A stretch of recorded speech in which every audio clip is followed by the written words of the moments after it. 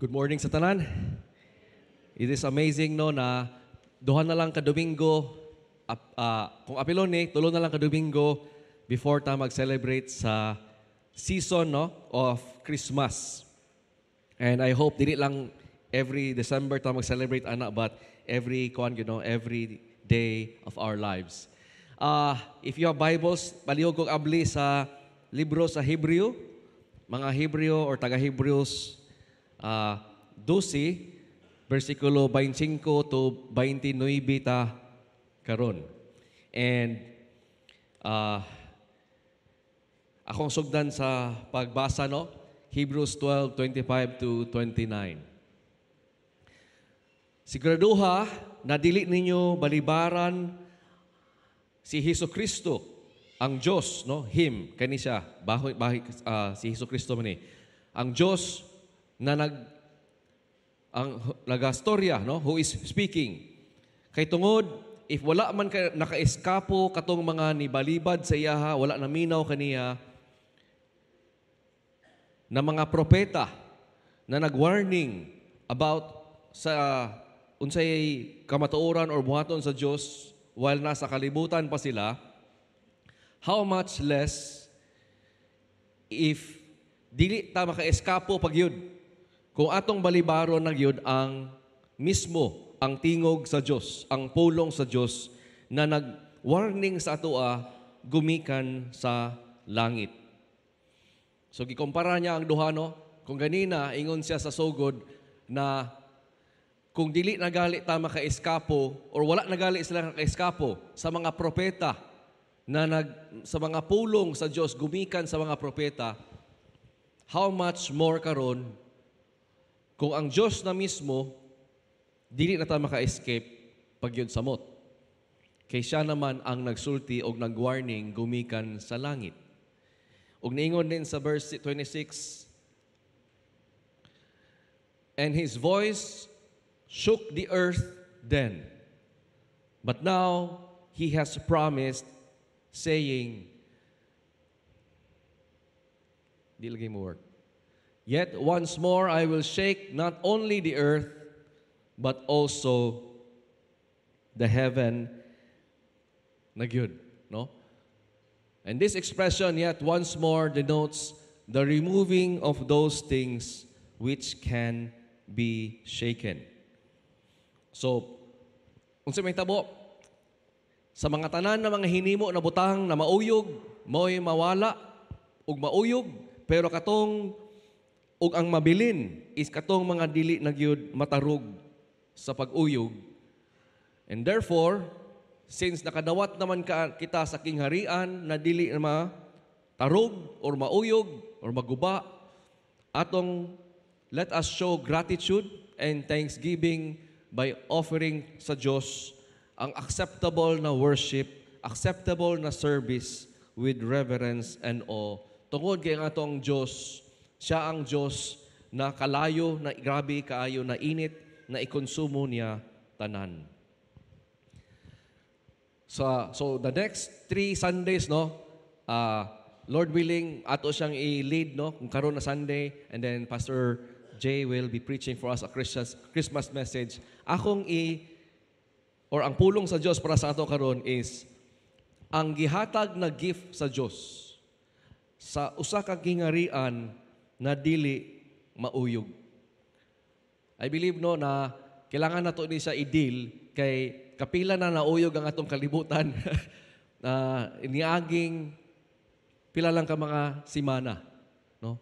In fact, before nagsugod ang atong Sunday service, ni Dool si Renford nako, iningon siya na because na nag-uyog na pod nahitabo niya karon lang na pila lang ka adlaw nilabay na putol ang ato ang metal wire diri, no, and then affected ang ato ang kaning nasa akong kanan na speaker. So napansin ninyo nalang diri ang tingog karon, wala dinhi because tungod sa pag-uyog sa kalibutan, balik-balik na ay naapektuhan na wiring, and Lord willing ato na siyang maayo soon, no?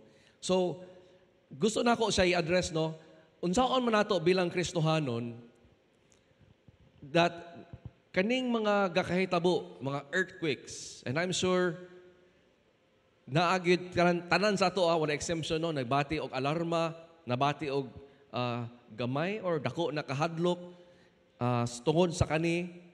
And I want us to have an understanding unsa man ni siya in relation sa Dios.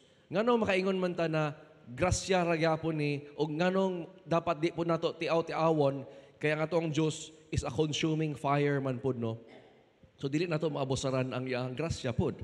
So dili naman ni karon lang ang earthquake. Matud pa sa pulong sa Dios karon kanato no, ang iyahang tingog ni mo ni uyog sa kalibutan sa una pa. Sa una pa. So balik-balik na ni siya. So kung atong una-unaon katong bag-o lang nahitabo, nakusog kay na earthquake dito sa Sarangani, Jensan, nakita po sa mga video siguro no sa Davao, dinhi po sa Tua, kapila po ko nakita sa mga amigo, labaw na nagpuyo sa kondo no, makanaog yun sila sa kahadlok, maghulat yun sila, bahala kadlawon na diha kay naag yun ang mga aftershocks paghihapon. So yes, naag yun no na nakita nato naay nagdaghan na guba tungod ani, naay namatay, and dili na siya no nato maingon na dili man siguro nato ikalipay na unsa man nako na sa atong pagtuo nga maka praise God ra gyapon ta and maka worship ra gyapon ta sa Ginoo. Ingon man ang Ginoo dili lang man ni mao, di ba? Nahinumdum mo in 19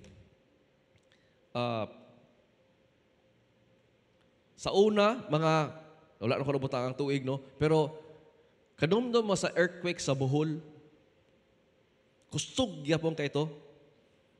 And, ang nahitabo ato, mas daghan man natumpagan na mga tao dito, and mas daghan na matay lugar. Mga 175 ang balita ato na panahon. 175 katao na matay. Pero dili pagali na una ang pinakakusog na nahitabo sa Pilipinas.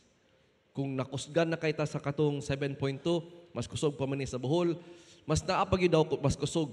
In 1990, dito sa Baguio, no? 7.7.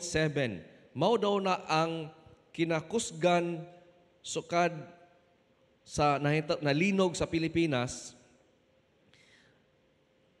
o 1990. And nahitabo ano na maski kaning mga hotel, mga grabe ka, pila ka milyones na gipanggasto, and nag-anticipate na sila ng bagyo, no? Or bagyo, baha, linog, wala naka-withstand even the engineering lugar, no? Naguba gihapon aning na mga ingani nakakusog. So ingon pa sa Bible, His voice shook the earth then. And if you think about it, kita, Pilipinas, naata sa Ring of Fire, dili lang daw tulo ka earthquake na nahitabo sa Pilipinas na, but over 10,000 earthquakes na. Mas labaw, or gana na kadaghan no? Since the 1970s. Over 10,000 earthquakes na ang na-happen. And ang atong pinaka-worst na earthquake, kung kuan man no, is the Moro Gulf katong sa 1976. Pero wala pagali gihapon gani na siya sa pinakakusog na earthquake na nahitabo sa sa kalibutan. Nahitabo sa kalibutan is ang 9.5 magnitude na earthquake. Nakapangandan siya og the Great Chilean Earthquake in May 22, 1960. Dungan-dungan sa ato, no? 1960, magyapon sa Baguio. And, 1970? Ay, sorry, 1960, no? And then, entire cities, 1990, no? Entire cities were reduced to rubble in just 10 minutes. 6,000 katao namatay. Niresulta pa siya sa mga tsunamis, and mas daghan pag yung tao namatay, na apil pag yung sa lain, no? Na ang Japan o ang Hawaii, damay pagyapon dito. And so, can you imagine if no, nagpuyo ka ana na time. Bago ka ni uli sa work kay no, siguro 50 na ka or nag-celebrate na ka sa imong retirement kay after 60 years of hard labor, sa akong tinigom. Storya nimo imong pamilya no. Nak, grabe no, pwede na tamo biyahe, pwede na tamo tukod ani negosyo kay after all my life of hard work, nanatay natigom. And then, pagkagabi, natulog mo o pag-ugma ni mata mo sa kani. In an instant, in a matter of seconds, what took 60 years of a life, no, what took many men, many people to build a structure, many no, sa kadako na kwarta, gamiton ana, hurot ugway na bilin. These are the earthquakes, no, na na-happen na sa una. Ug mas dili pa gyud daw na mahuman. Naa pa gyud daghan mahitabo. And siguro makahuna-una ta, grabe no. Satanas gyud ni na work ba? Ang mga demonyo gyud ni ba? Ila gyud ning giihuyog ba? But strangely enough, ang Bible never gives the credit to Satan na si Satan ang gauyog or gahimuan ning mga linog. Gina-attribute nila sa Bible, sa pulong sa Diyos, ang mga linog sa ato ang buhing Diyos. Wala. Zero ang ingon ang Bible na si Satan ni. Binuhatan ni Satan. Gitugot ni o gibuhat ni sa Diyos. Naa. I'll give you several. In 2 Samuel 22:8, ningon diha, nauyog ang tibuok kalibutan. Mismo ang mga pondasyon sa langit nag-uyog na apil. Nga naman, tungod na suko o tungod sa kapungot sa Diyos. So, gi-attribute karon ang linog sa kapungot sa Diyos.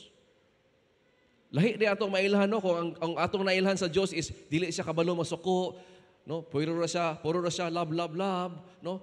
Dili di ay, no? Ang atong Diyos nagpaila na di siya na siya pod mismo naa siya kapungot ug kanus aman siya mapungot ug kang kinsa man siya mapungot sa sala ug sa mga makasasala. Ay na Isaiah 13:13 ingon diha niingon na mismo ang Diyos pinaagi sa ang propeta ni si Isaiah, therefore akong uyugon ang langit, ang tibuok kalibutan mauyog gayud sila. Nganuman tungod sa kapungot sa Diyos in the day of His burning anger. Ingon pa siya sa Isaiah padayon, no? In 29 verse 6, from the Lord of hosts, ipanish niya. Unsaon man niya og punish ang mga dautan og makasasala sa kalibutan. Yang panison sa bagyo, yang panison sa linog, yang panison sa mga whirlwind, kaning mga kusog kina mga hangin, and ihang panison sa mga kalayo, sunog. Ingon sa Salmo 60 verse 1 to 2, O Diyos, no, ikaw ang naghimo ani na imong giuyog ang yuta. You have split it open. Lord, heal its breaches. Kay gauyog-uyog na dinhi. Nahum 1:5, ang tanan bukid ni uyog tungod sa Diyos. Ang tanan mga hills, chocolate hills, no, nalanay tungod sa pag sa lihok, no, sa uyog sa Ginoo by His presence, the world and all the inhabitants in it. You don't see dinhi a very small, harmless God. God has been saying, why makapugong kanako? Walay maka-imagine or maka-create sa akong mga imahe. Ako ang Diyos na, no, grabe ka holy ug na ako'y kapungot sa mga sala ug makasasala.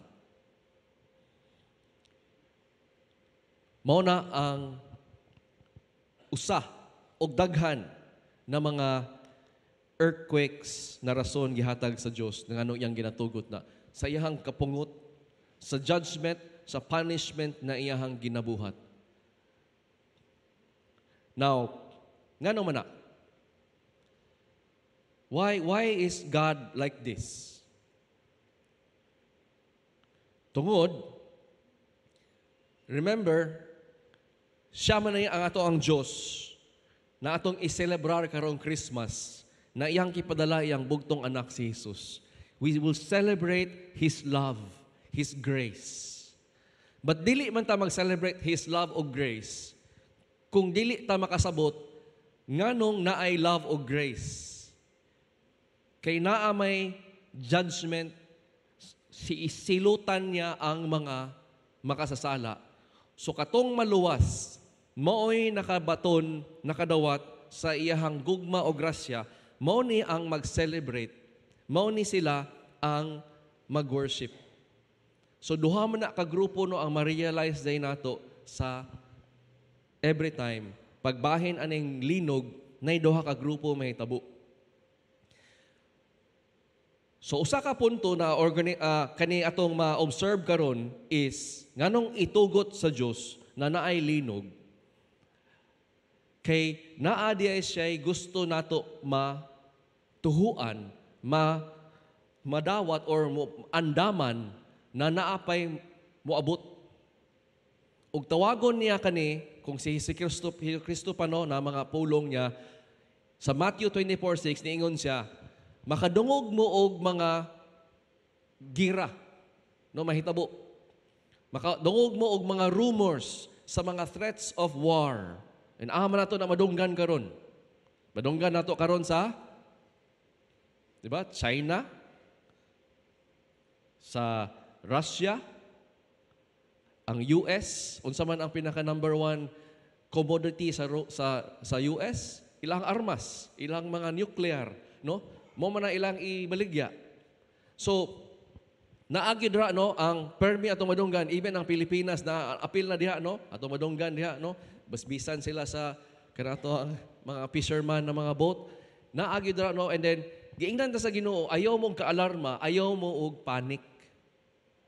Ora ni si Mayor Moreno ba?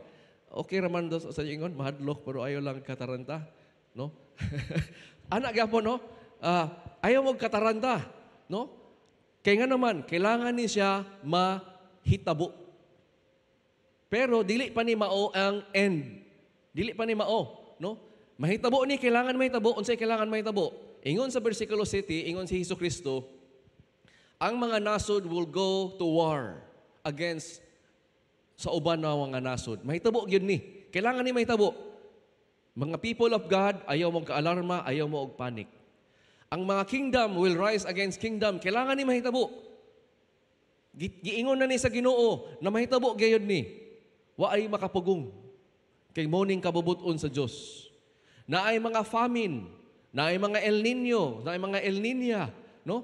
Di lang na mao, napay mga daghan, mga depression, Great Depression na mahitabo, ug na ay mga linog in many parts of the world.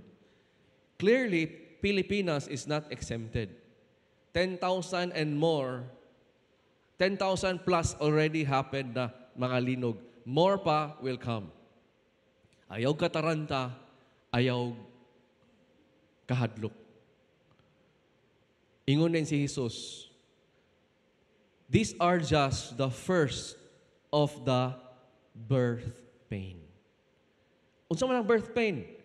Usa ka buntis na babae na iyang bation kung ihang anak no, kaduol na siya manganakay.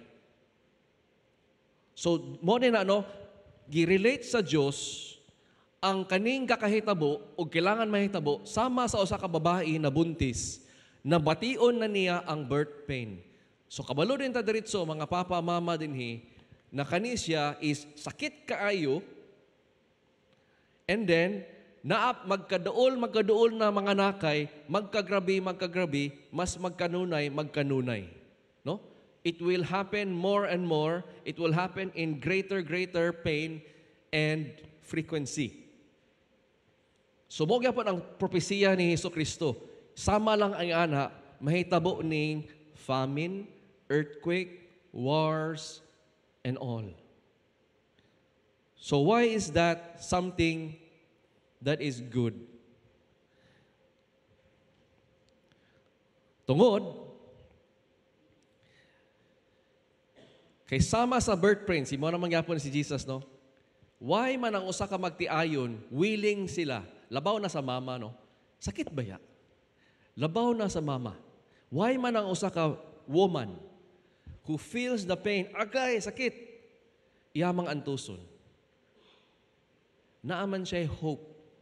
Unsa may hope ni mommy and daddy to be?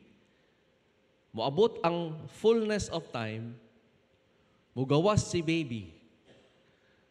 Kani atong gibati na sakit, malimtan na nato ni, ug ang atong kalipay na atong magunitan ang baby sa atong mga kamot will make everything worth it. So, mo day no for Christians na ayaw kahadlok nga naman, dili sa rason na dili ni sakit.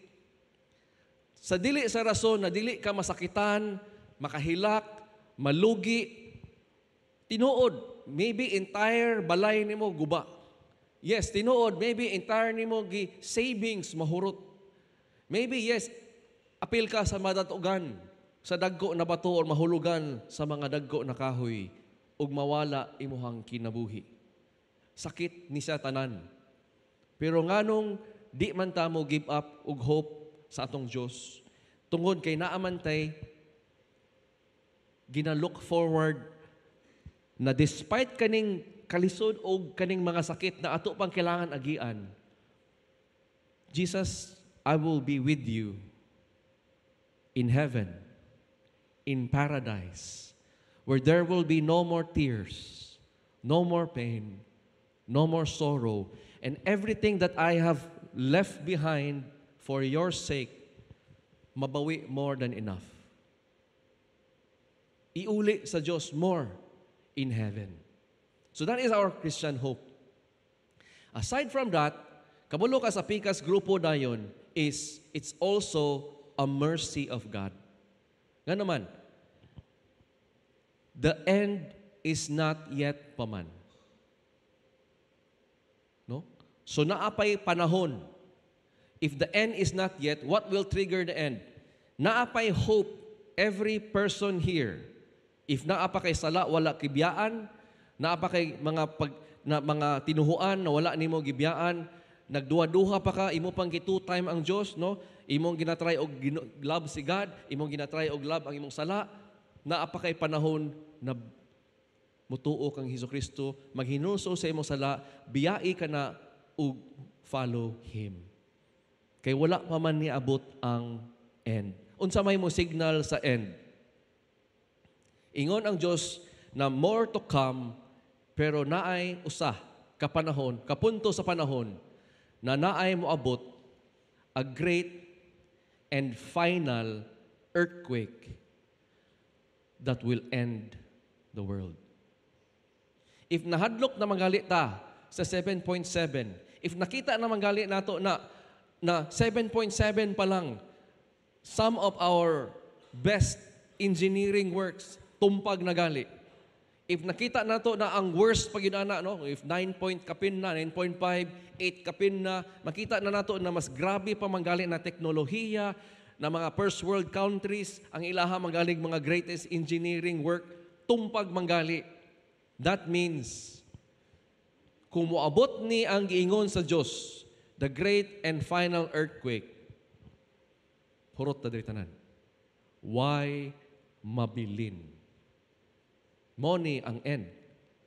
You see, in Hebrews 12:26, niingon siya, dili lang sa, no, hinaot unta, gipromise sa Diyos.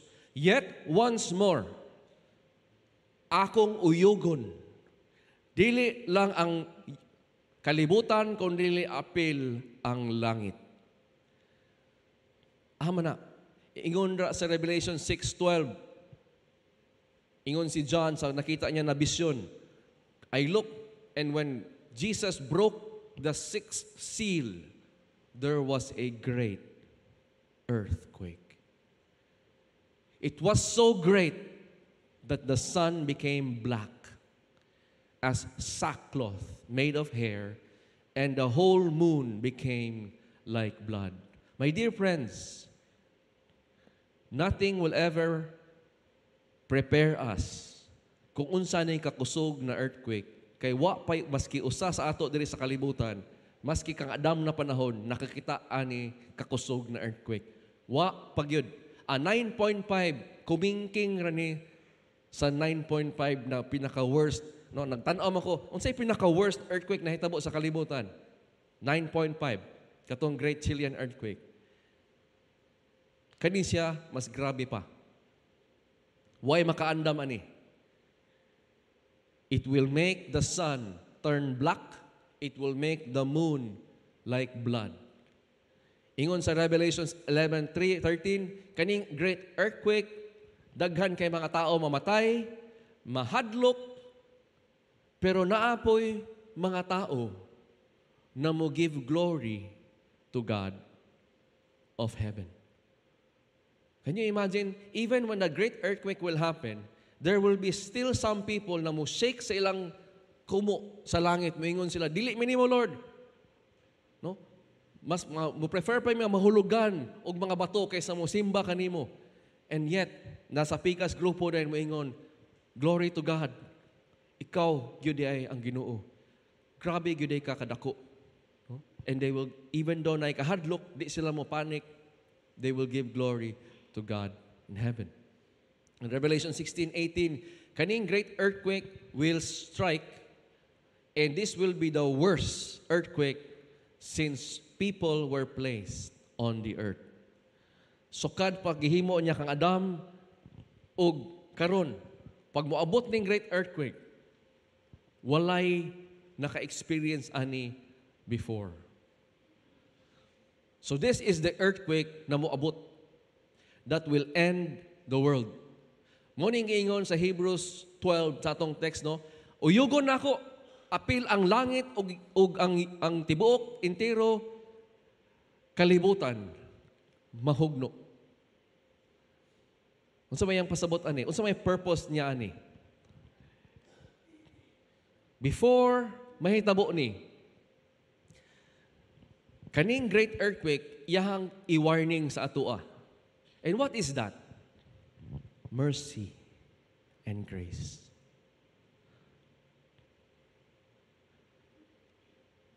Gano man. Wingon ang Ginoo, na ako'y kapungot sa sala. Before nako ni iyabo sa kalibutan, ug gubon tanan ang kalibutan, tagaan ta mo og warning. Di lang usa ka warning, daghan na warning. Tagaan ta mo daghan kay na mga mensahero para naamoy chance na maminaw ug mutuo ka nako. That is mercy, grace. Pero dili mawala na naay judgment na moabot. Ayaw gunahuna na murag wala. Don't try to celebrate Christmas as if puro ni good things. My dear friends, dili ka naay something missing with your understanding of God. If mo try ta og celebrar sa kinabuhi, mo try ta maglive sa atong kinabuhi as if we can just enjoy the good things, don't think about the bad things. No? No. Apil ni tanan gamiton, di ba? Ang atong Diyos, gamiton niya apil ang mga daotan, mga sakit na mga hitabo. We have to think about it. We have to have a belief, a faith in God. The Lord, imo maning kabubuton na mahitabo gayod ni. Tabangi ko mag-andam karon na dili nako mahigugma. Unsa man ang iyang purpose? Ang kalibutan. Kay unsa man ay purpose sa great earthquake?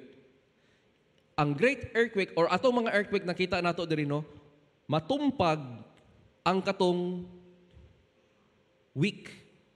Matumpag katong madala sa earthquake na dili mo stand. So makita nato building, kahoy, kinabuhi, mga tumpag. Di ba? Naa din gi-reveal sa Dios no. Kani akong ingon yet once more, pasabot ani tangtangon nako ning mga butang na mauyog. Unsa man ni sila? Mga created things. So the purpose of God day natudluan niya kita, iyang mga katauhan, og pakitaan niya sa kalibutan na wa pa nituon niya, ayaw ibutang inyong pagsalig dinhi sa kalibutan sa mga hinimo nako. Why mabilin maski usa dinhi sa akong gihimo na kalibutan? Nganong musalig man mo sa imong pamilya? Kabaw ba mo na sa atong tibok pamilya, hurot tatanan? Why mabilin nato? And yet, how many of us will say, this family is my life. Without them, I have no meaning in my life. Oh, how we have made idols out of our own families. Isn't that supposed to be for God? God, you are my life. Without you, I have no meaning. And yet, what do? We give what is due sa Diyos, no?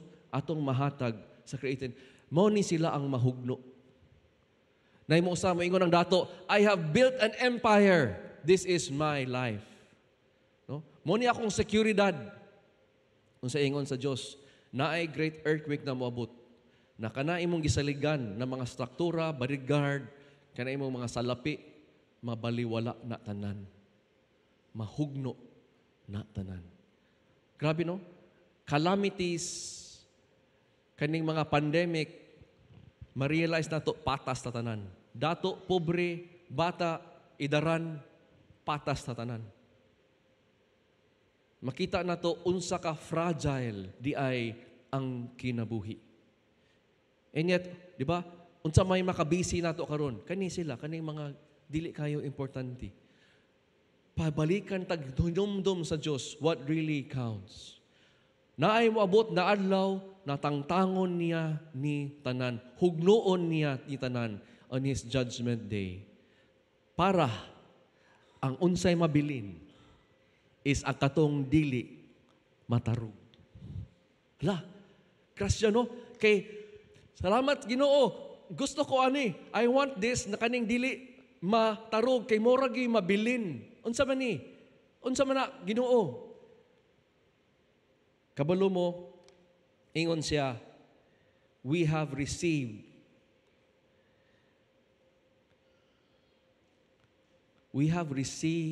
the kingdom that is unshakable. That's why, no, ang atong Christmas, I want us to celebrate Christmas and the rest of our lives with gratitude, gratefulness. Ngano man,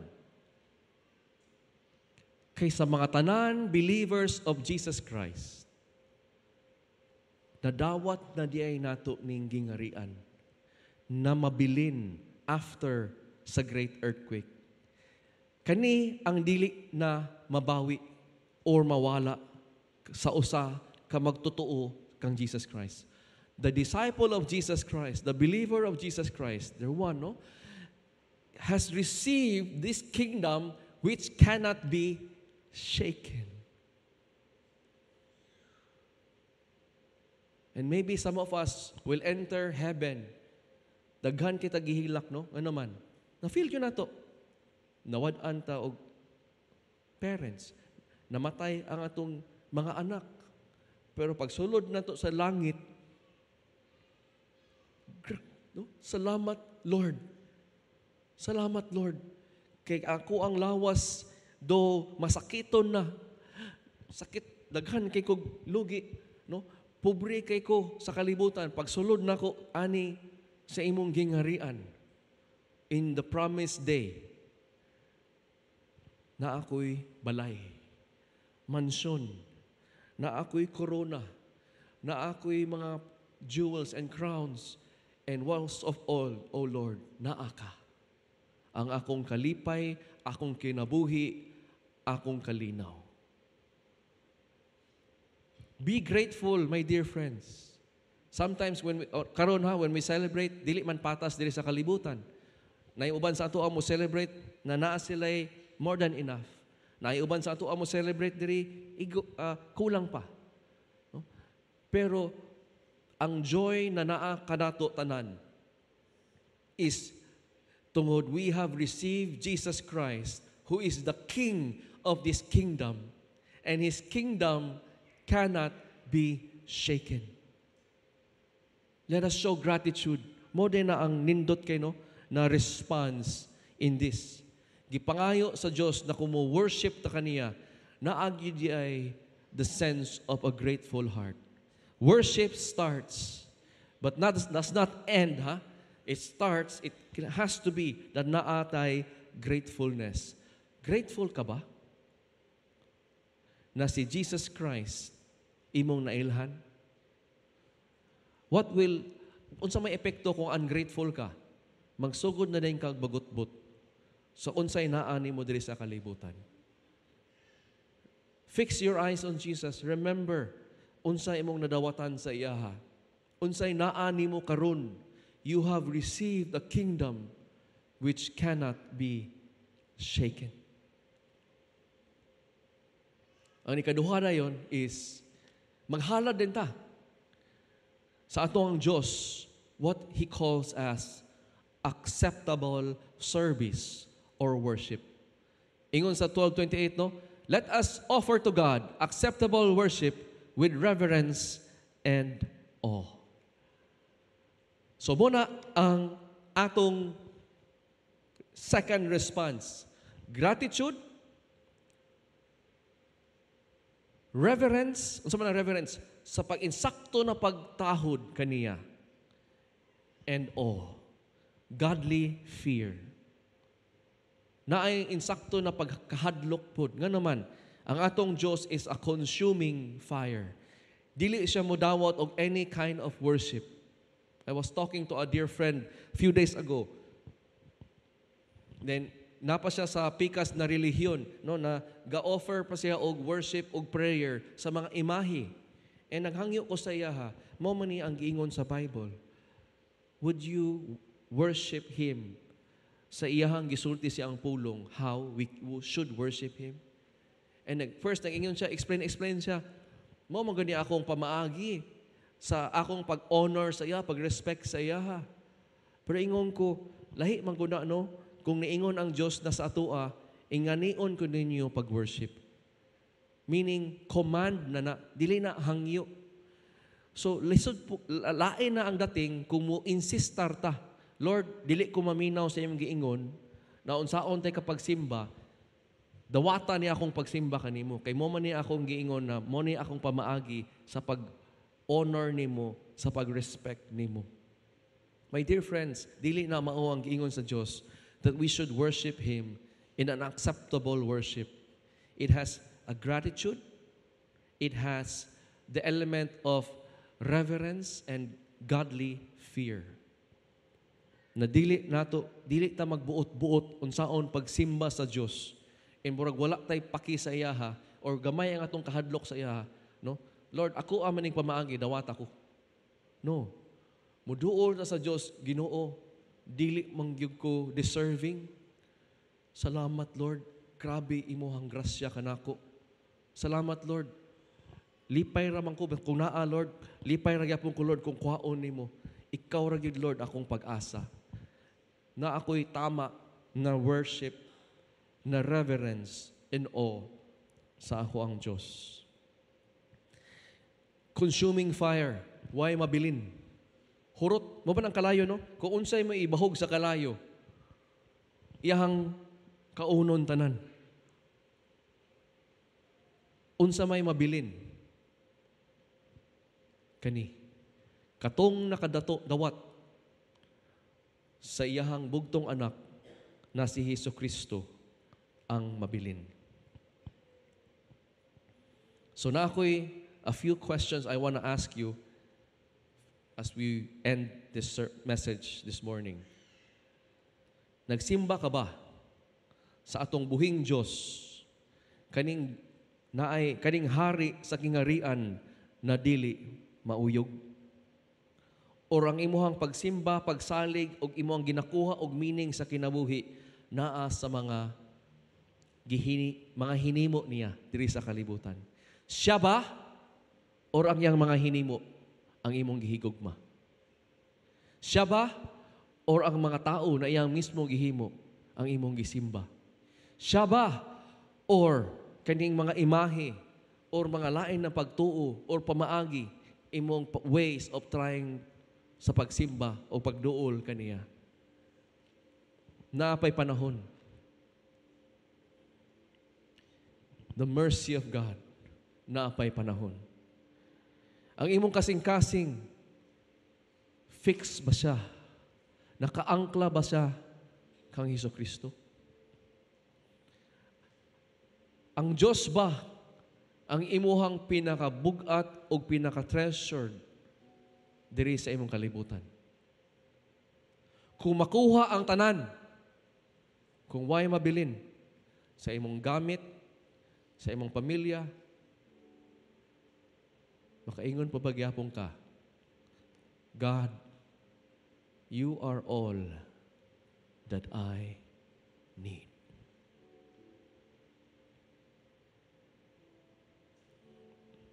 Ang Diyos ba ang imong seguridad? Or kailangan pa naakaani, nakaana, naani siya, wala ni siya, para naa kay seguridad.